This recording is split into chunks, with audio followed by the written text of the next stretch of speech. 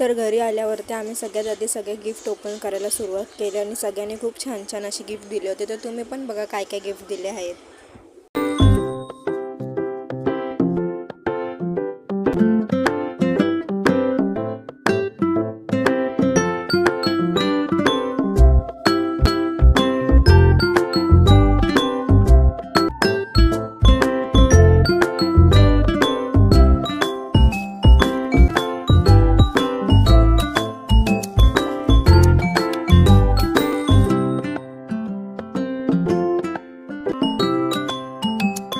चला, सर्व गिफ्टचं तुम्ही बघितलेस. तर इतकी मोठी गुड न्यूज आहे, तर पार्टी तर झालीच पाहिजे म्हणून घरामध्ये बिर्याणी करायचं ठरलं. आणि घरात कधीही बिर्याणी बनवायची असेल तर कोशिंबीर बनवायचं काम तर माझ्याकडेच असतं.